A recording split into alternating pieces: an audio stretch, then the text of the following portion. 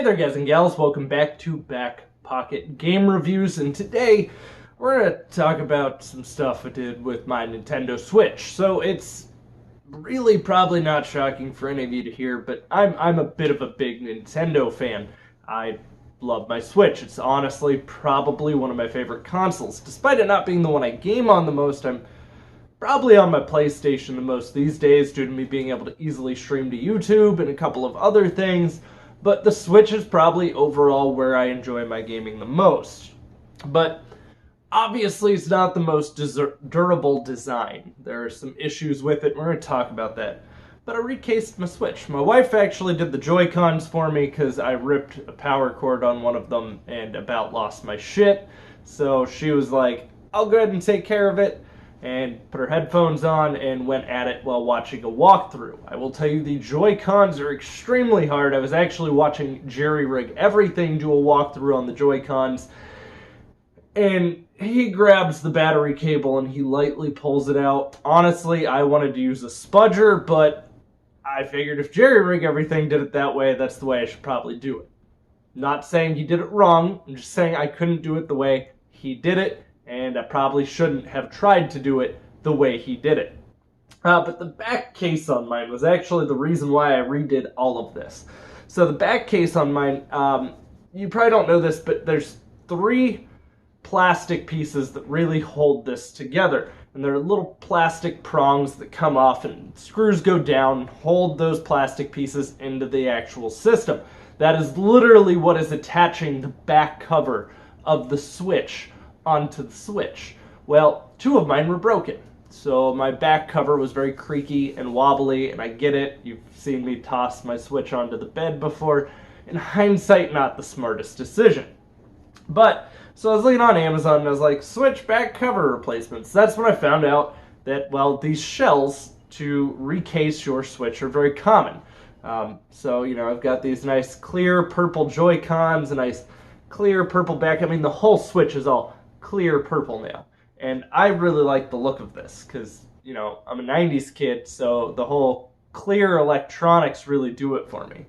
Even my PlayStation controllers are the clear controllers. I got the blue and the red clear ones. I didn't get the actual straight crystal clear ones, like the just clear with no color, because I feel like they get dirtier easily. It's the same reason why I don't like white electronics. I feel like I'm going to get them dirty. The back cover isn't hard to do, but we're going to go over which brand I picked. If you look these up, there's going to be a lot of them on there. And I do suggest you watch a walkthrough several times before you do it yourself. And no, I'm not making a walkthrough. I had to watch a walkthrough myself, and, well, there was a lot of cussing involved for me. I don't think that I can remain not angry enough while doing this to make a walkthrough.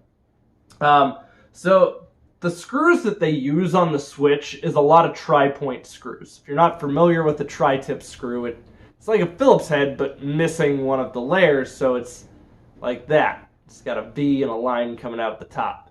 They're actually really common in Asia. That's where they're most commonly used at. However, most of our electronics are now produced in Asia, so they're becoming more common in our electronics over here.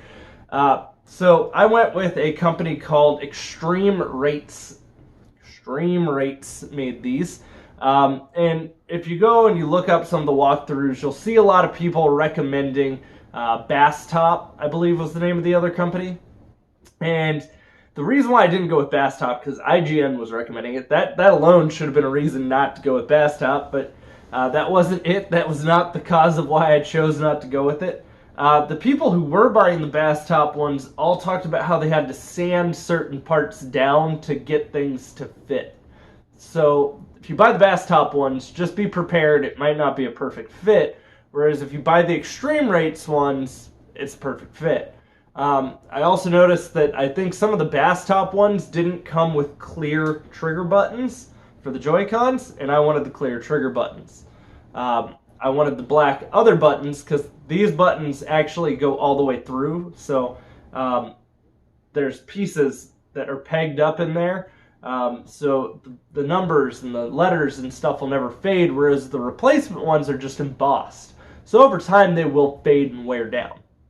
But Extreme Rates did a really good job. Everything fit perfectly. There was not really a lot of fighting. And they actually include Phillips head screws, so you can actually replace out all of the tri-tips inside of the Switch as you go with Phillips heads. And Phillips head screws are less likely to strip. But I will tell you this, the screwdriver set that it comes with these shells, do not use. They are going to strip the screws. That is why the back of my Switch actually turned into the cuss fest that it did. It stripped all 4 of the back screws. I actually had to order a whole nother screwdriver kit because I don't do anything with tri-tips at home. All my tri-tip stuff I do at work when I'm replacing iPhone screens.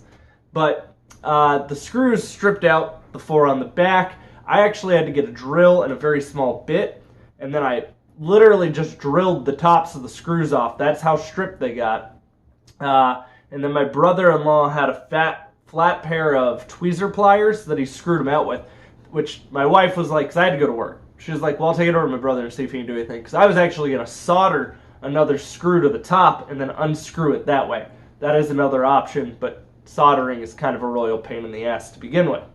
But it's all done. It's perfect. It's pretty. It's beautiful. It's everything I could have hoped for. But I couldn't stop there. I had to do my Pro controllers as well. These shells are actually from a company called Mass Carry. And I will tell you this, if you decide that you want to do your Pro controller shells, they're a cakewalk. They even have SNES designed looking ones of these. But I couldn't have clear plastic on the Switch itself, not have it here.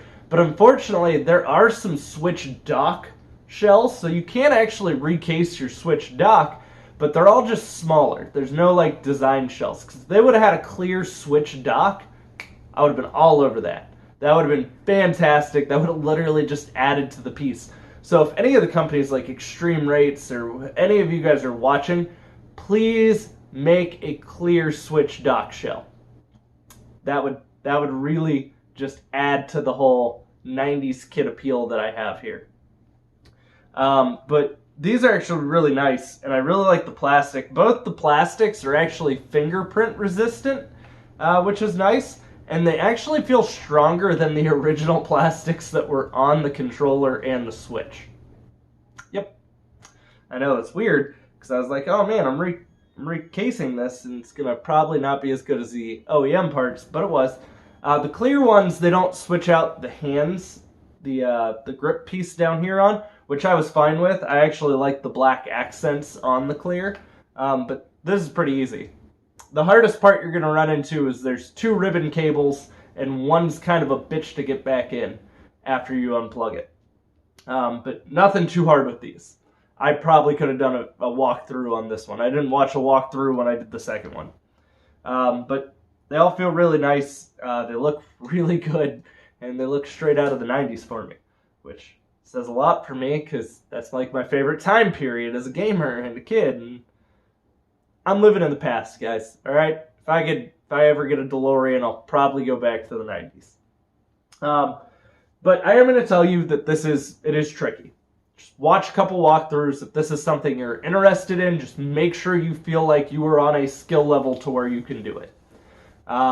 Also, make sure that you order a screwdriver kit. Mine's actually below the table. It's just one with interchangeable bits. They're magnetized, so that way the screws come right out. If I need to put a screw back in, I just seat it on the tip of the screwdriver and I screw it back in.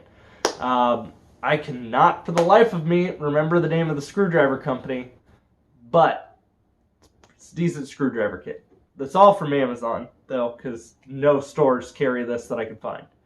But I figured if I talked about this, I really kind of wanted to advise you guys about the bass top and the needing to sand the parts down, because I really didn't want to deal with that. That really wasn't something I wanted to do, and I really don't get why one company can release the product without it needing to be sanded down, but the other company just, here's an extra step for you. So I am curious what you guys think. Obviously, my Switch is a launch Switch, so what, we're 2 years out from launch now? So it was out of manufacturer's warranty. However, technically, opening your own system no longer voids the warranty. Technically.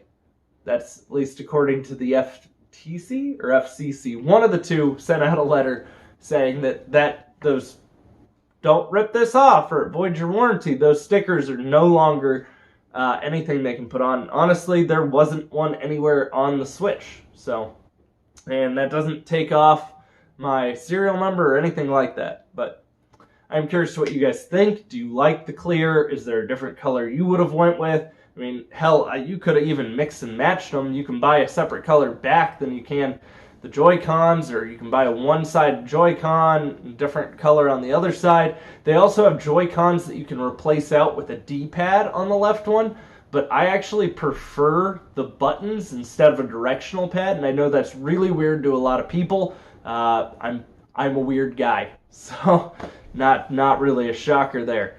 But I've always kind of preferred buttons because I can feel them better and make quicker decisions on the direction.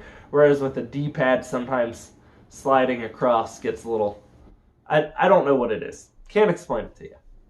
If you have any questions about this whole process, I'll gladly try to answer for you down in the comments down below. If you want to follow me anywhere else, the links are as always in the description box down below. And stay tuned, I'm going to have plenty more content coming for you. Don't forget to drop a thumbs up and subscribe if you're new.